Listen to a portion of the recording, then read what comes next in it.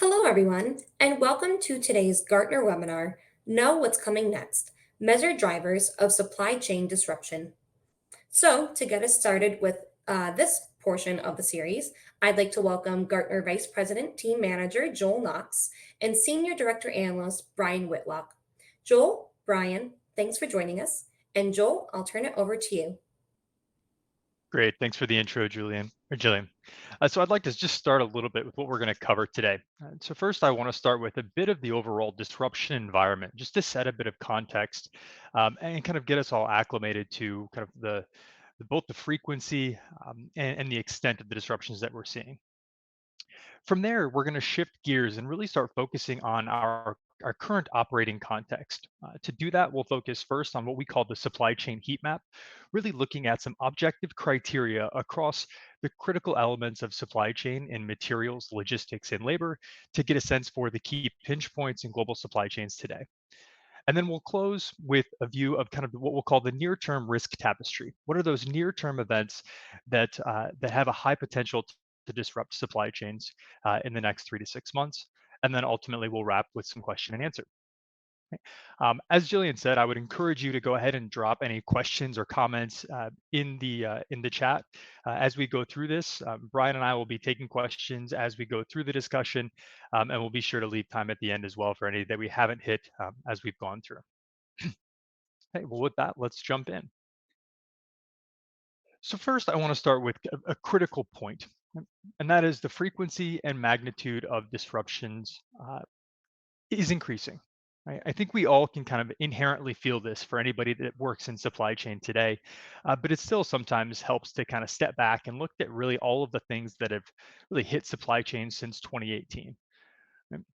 Now, this truly is an environment marked by both severe and unexpected disruptions across the globe, hitting us from a range of different areas. Now, I'm not going to kind of belabor the point too much, and we'll focus on kind of the detail on some of these disruptions in later webinars. But I do think understanding the overall kind of the overall disruption and risk environment is an important element of framing where we are today. Right? Now, this isn't just a feature of our recent past, right? If we just look at the past month, we've had things that would have been very substantial over recent history. And today it just kind of feels like another bump in the road.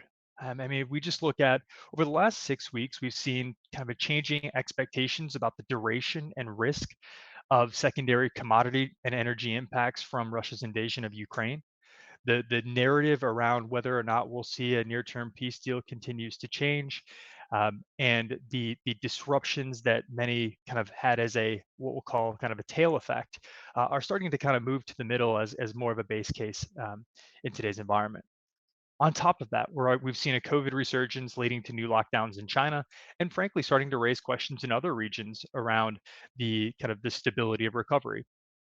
We've seen an somewhat unprecedented successful cyber attack of a major logistics provider that shut down operations for weeks.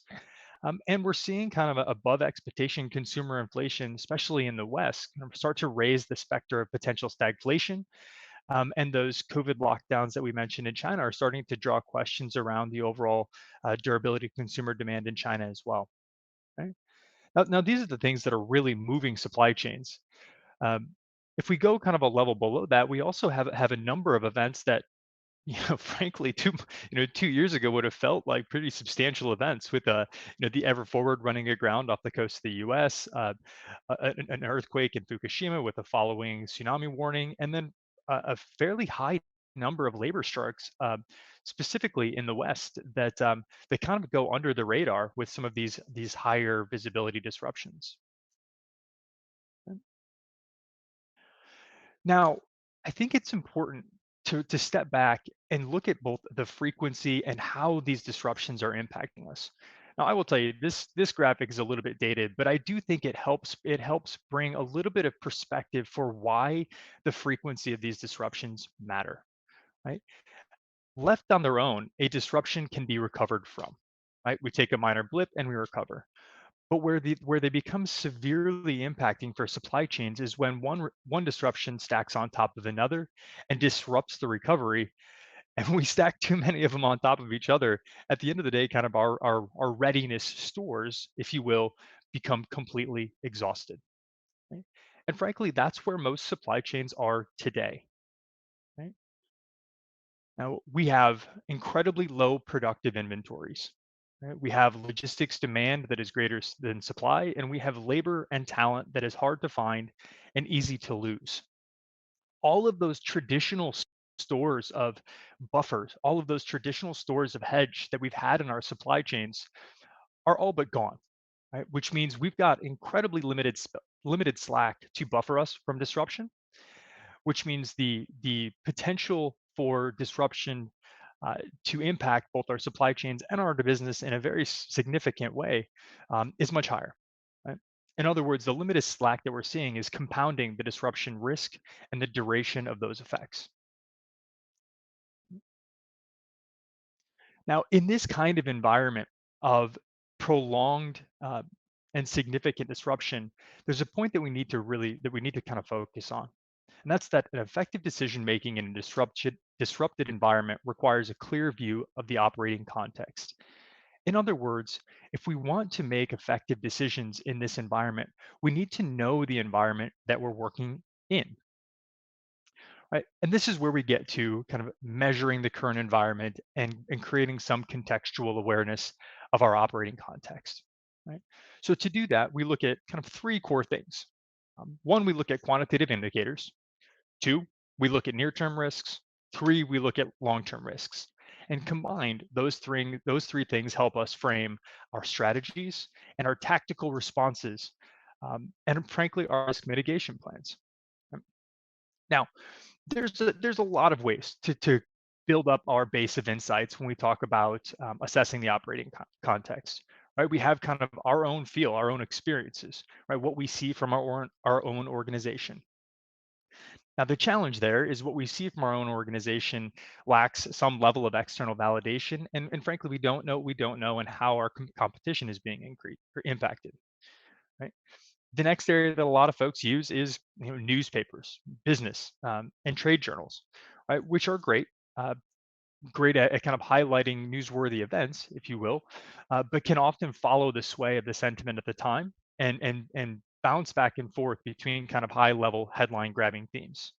And the third area that you could look at, commodity intelligence, is critical in an environment like we're in, but commodity intelligence tends to be focused on a specific risk or a narrow set of, of, of um, specific commodities. Right? Then we're starting to see kind of emergent indices focused on kind of these broad level kind of supply chain scores, if you will, popping up, which are interesting and certainly kind of thought provoking, but in many cases kind of lacks a little bit of focus around the key areas that are impacting supply chains today and lack a little bit of actionability. Right.